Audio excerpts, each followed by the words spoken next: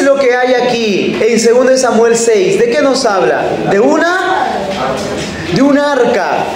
El arca de la alianza era, chicos, lo más sagrado que tenía el pueblo de Israel, el pueblo de Dios.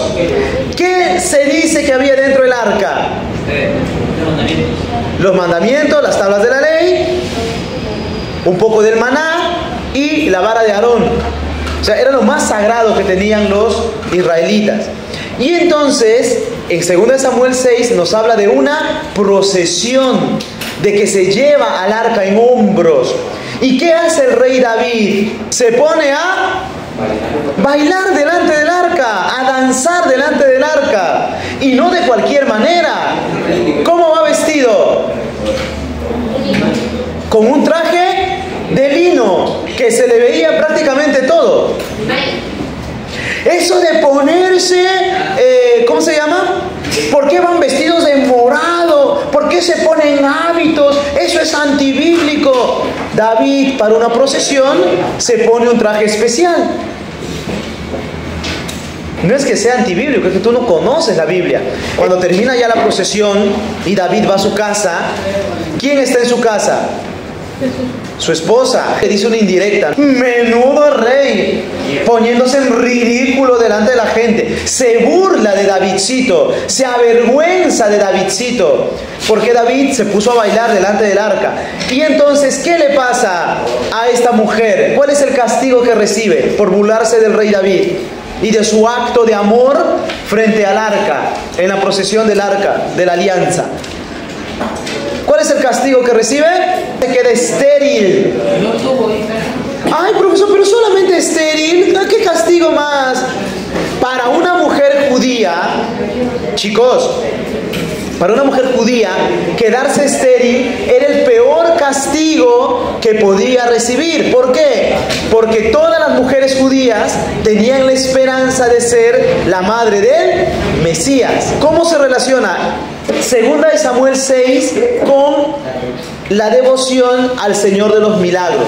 Uno de los elementos más representativos del Señor de los milagros no son los turrones, que también son riquísimos, sino la procesión, que es una de las procesiones más numerosas del mundo. Entonces, cuando vengan y te digan, jovencitos, que la procesión es antibíblica, que la procesión no está en la palabra de Dios, que si se visten de morado están haciendo algo malo, si se ponen una vestimenta distinta, muéstrales 2 Samuel capítulo 6. Y quien se burla de la procesión, quien reniega de la procesión, quien se avergüenza de un devoto, el rey David, no recibe un halago, no recibe un premio. ¿Qué recibe? Un castigo. Entonces, cuidado con meterse con la devoción popular. ¿Cuál es la relación entonces entre 2 Samuel 6 y el Señor de los Milagros? Dos cosas. Uno, como David, no hay que tener miedo de manifestar nuestra fe pública. Algunos dicen, la fe para tu casa. No, la fe también se hace cultura. Y la fe se puede demostrar de manera pública, como lo hizo David. No hay que tener vergüenza y no hay que tener temor de demostrar nuestra fe en público, porque no es malo. Hay que avergonzarse del mal, del pecado, pero no del bien. Y adorar a Dios en público no es malo, porque la ciudad también es de Dios. Y dos, las procesiones no son antibíblicas. Las procesiones tienen un origen bíblico, no son ilícitas. No es una cosa del diablo, no es una cosa que va en contra de la palabra de Dios, porque encontramos testimonios de la palabra de Dios en el que el arca, que representaba a Dios, es sacada en procesión, y no se condena eso, y Jesús no condena eso, ni el Antiguo Testamento ni el Nuevo Testamento. La segunda cita bíblica, el resumen, ¿cuál es? Jesús está crucificado, ¿y qué más? Y alrededor suyo están unos personajes, entre ellas su madre, y Jesús entrega a Juan, ¿no?, al discípulo amado, a su madre. ¿Qué relación tiene esto con la imagen del Señor de los Milagros? Juan 19, 25, 30 al 30.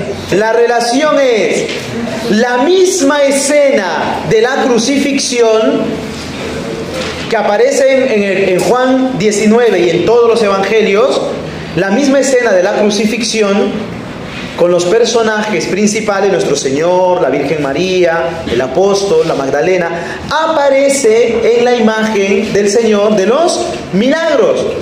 Porque la imagen del Señor de los milagros es una representación de Cristo crucificado. Ahora, chicos, ¿en la imagen del Señor de los milagros está Jesús? ¿Sí o no? No.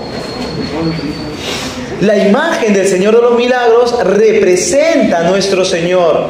Dios se vale de esta imagen sagrada para darnos muchos favores, favores materiales, como la salud y otros pedidos, pero sobre todo favores espirituales.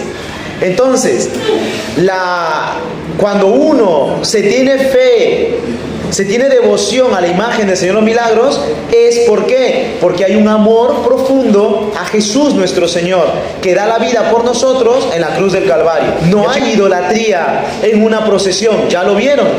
No hay idolatría en vestirse de morado o cambiarse de ropa para ir a una procesión, ya lo vieron, según Samuel 6 y un montón de versículos más.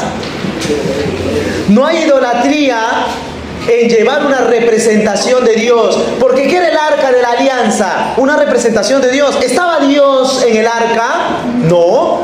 Se manifestaba su presencia muchas veces, eso está en el Antiguo Testamento, pero no es que estaba Dios allí. Y a través del arca Dios hacía favores, como ahora lo hace a través de la imagen del Señor de los milagros y de la imagen de los santos o de la imagen de María Santísima. Entonces, jovencitos, no hay idolatría en ello. Si nos quieren acusar de idólatras, dennos fundamentos bíblicos. Éxodo 24, profesor, ahí dice que no hay que hacer imágenes, ¿no? Pero una cosa es la Biblia escrita en español, traducida, y otra cosa es la Biblia escrita en las lenguas originales, que son el hebreo, en este caso el Antiguo Testamento. Y en el hebreo clarísimamente distingue entre ídolo e imagen. Una cosa es un ídolo y otra cosa es una imagen. ¿Qué es un ídolo? Cuando yo pongo una realidad, una persona, en reemplazo de Dios. ¿El Señor de los milagros, la imagen, es Dios? No. Representa a Dios. ¿La Virgen María es Dios? No, es la madre de Dios, pero no es Dios, es una criatura como nosotros, solo que dotada de dones especiales, porque iba a ser la madre de Jesús. Pero yo veo que los cristianos católicos se arrodillan ante una imagen, se arrodillan ante el Señor de los milagros. Yo me arrodillé cuando pedí la mano de mi esposa.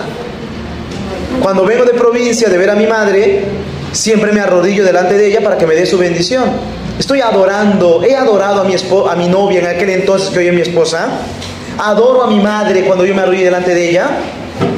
Profesor, pero le besan. Antes de venir a trabajar siempre, le doy un beso a mi esposa, doy un beso a mis hijos y yo vengo para trabajar. Y cuando voy a casa igual, estoy adorando a mi esposa y a mis hijos por darles un beso. Profesor, pero arrodillarse es adorar.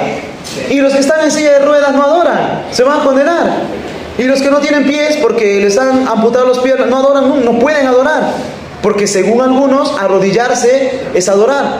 ¿Dónde está la adoración, chicos? Está aquí, en el pensamiento y en el corazón. Porque sin arrodillarse hay gente que adora al dinero, al sexo. Hay jovencitas que adoran a sus enamorados y por sus enamorados dejan sus estudios, dejan los mandamientos de Dios y se ponen a acostarse con sus enamorados. Esa es la verdadera idolatría, chicos. Cuando pones algo en lugar de Dios o alguien en lugar de Dios. Si van a acusarnos de idólatras a los cristianos católicos, por favor, fundamenten bien en la palabra de Dios, porque en la misma palabra de Dios está fundamentado el actuar de los cristianos católicos. No hay nada que hagan los católicos que contradiga la palabra de Dios.